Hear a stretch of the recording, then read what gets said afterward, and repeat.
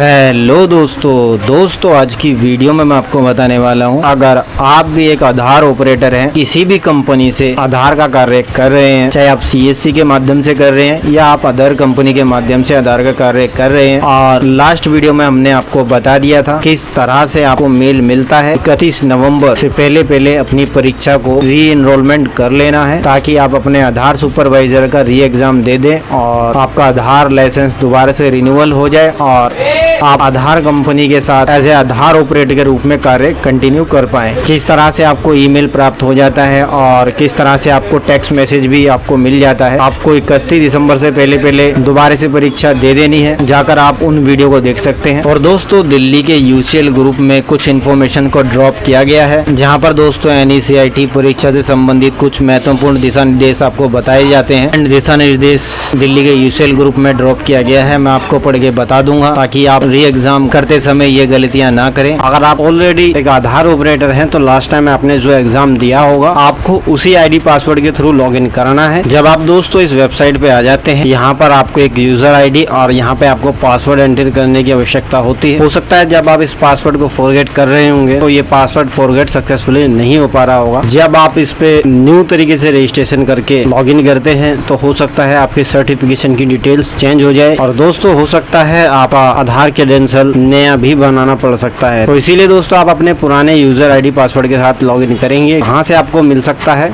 इसके बारे में नेक्स्ट वीडियो में आपको बता दूंगा। और साथ ही दोस्तों जब आप एग्जाम सेंटर जाएंगे तो आपको एक ऑथराइज लेटर भी चाहिए। अगर आप CSC से इस एग्जाम को क्वालिफाई करेंगे दोबारा, जैसे अगर दिल्ली से हैं तो आपको ओखला ऑफिस चले जाना है, वहाँ से जाके अपना एक ऑथराइज लेटर ले लेना है और उस लेटर को लेके आपको एग्जाम सेंटर में जाना होगा, तभी आप परीक्षा में बैठ पाएंगे। ऐसा नहीं कि दोस्तों आपने बोला कि सर मेरे को व्हाट्सएप पे डाल दो कॉपी और मैं प्रिंट आउट लेके चला जाऊंगा। हार्ड कॉपी की आवश्यकता होगी, जो लेटर आपको वहाँ से मिलेगा उस हार्ड कॉपी को लेके आप एग्जाम सेंटर में जाएंगे। तो दोस्तों आने वाली वीडियो में मैं आपको दिखा दूंगा किस तरह से आपको ये लेटर मिलता है। जब मैं दिल्ली के ओखला ऑफिस जाऊंगा तो वहाँ से जो मेरे को एक लेटर मिलेगा वो मैं आपको दिखा दूंगा किस तरह का लेटर होता है और किस तरह से आप अपने री एग्जाम के लिए आवेदन कर सकते हैं। प्रोसेस बहुत ही ईजी है। जो VLE भूल चुके हैं इनका यूजर आईडी पासवर्ड क्या है मैं नेक्स्ट वीडियो में बता दूंगा। आप अपने यूजर आईडी पासवर्ड को कैसे रिकवर कर सकते हैं और उसके बाद आपको कैसे लॉगिन करना है। आपको यहाँ पर आके क्रिएट न्यू यूजर पे अगर आप क्लिक करेंगे तो आपका क्रेडेंशियल न्यू क्रेडेंशियल बन जाएगा और हो सकता है फिर आपको भविष्य में चल के आगे दिक्कत भी आए। पहले कोशिश ये करनी है आपको अपने पुराने यूजर आईडी पासवर्ड से ही लॉगिन करना है। तो चलिए दोस्तों वीडियो को स्टार्ट करते हैं। क्या इन्फॉर्मेशन ड्रॉप की गई है मैं आपको 1 by 1 करके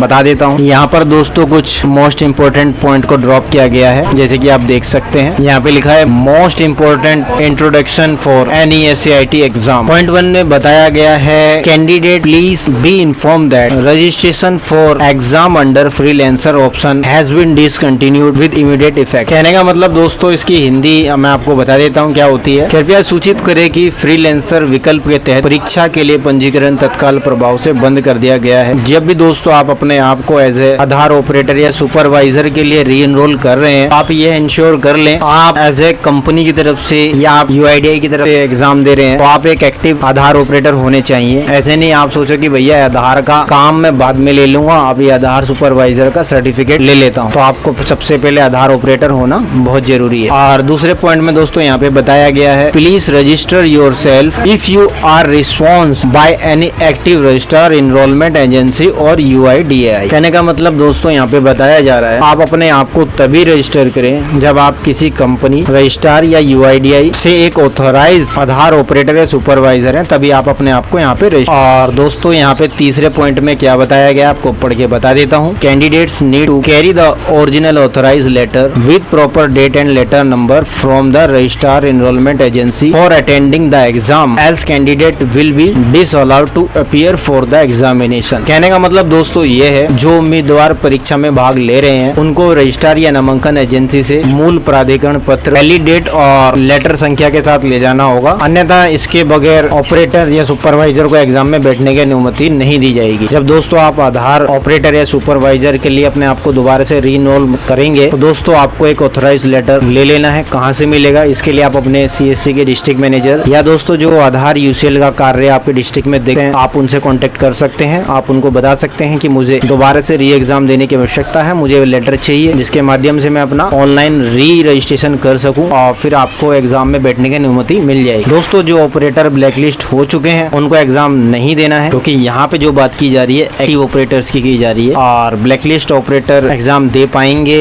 या नहीं दे पाएंगे, आप अधिक जानकारी के लिए अपने CSC के डिस्ट्रिक्ट मैनेजर या अपनी CSC की स्टेट टीम से बात कर सकते हैं। और दोस्तों 4 नंबर पे है, any candidate attempting to register with incorrect register enrolment agency combination and multiple registration with single mobile number email ID will be debarred permanently. कहने का मतलब दोस्तों ये है, गलत रजिस्ट्रार नामांकन एजेंसी एक ही मोबाइल नंबर ईमेल ID के साथ पंजीकरण करने का प्रयास करने वाले किसी भी उम्मीदवार को स्थायी रूप से वंचित कर दिया जाएगा। यहाँ पर यह बताया जा रहा है, जब आप इनरोल करेंगे तो अगर आप CSC के थ्रू आधार का कार्य करते हैं तो आपको वहाँ पर CSC रजिस्ट्रार को ही चूज करना है। और एक ही मोबाइल नंबर से अगर कई सारे आपने रजिस्ट्रेशन किए हुए हैं, आप अलग अलग कंपनी के साथ रजिस्टर्ड हैं, एकाधिक पंजीकरण के साथ करने का प्रयास करने वाले किसी भी उम्मीदवार को स्थायी रूप से वंचित कर दिया जाएगा। तो दोस्तों जब आप इनरोल करें तो आप इस बात का ध्यान रखें किस एजेंसी के थ्रू आप एग्जाम दे रहे हैं, उसको सही से चूज करना है। और 5th नंबर पे, in case any person candidate and appears for the exam then both the candidate will be debarred permanently. कहने का मतलब दोस्तों ये है, यदि कोई व्यक्ति अभ्यर्थी का प्रतिरूपण करके परीक्षा देता है, कहने का मतलब अगर जिसको एग्जाम पास करना है वो तो एग्जाम सेंटर में एग्जाम देने नहीं गया, वो क्या अपनी जगह किसी दूसरे पर्सन को भेज देता है, चल यार जा मेरा एग्जाम दे दे, अच्छे नंबर से पास हो जाऊं। तो यहाँ पे बताया जा रहा है उस अभ्यर्थी को परीक्षा सेंटर से बाहर कर दिया जाएगा। जिनको एग्जाम देना है उन्हीं कैंडिडेट को एग्जाम में अपीयर होना है। और 6 नंबर पे है, appropriate action will be initiated against the candidates found to be involved in any kind of mal practice. कहने का मतलब दोस्तों किसी भी प्रकार के कदाचार में शामिल पाए जाने वाले उम्मीदवार के खिलाफ उचित कार्रवाई की जाएगी। तो आपको नियमों का पालन करना है और सभी टर्म कंडीशन को फुलफिल करके एग्जाम को देने जाना है। एग्जाम सेंटर में आपको खुद को अपीयर होना है। और यहाँ पे बताया गया है दोस्तों, exam fees paid by such candidate will B forfeited. कहने का मतलब ऐसे उम्मीदवार द्वारा भुगतान की गई परीक्षा फीस जब्त कर ली जाएगी। जो व्यक्ति एग्जाम देते समय किसी भी प्रकार का फ्रॉड करते हैं तो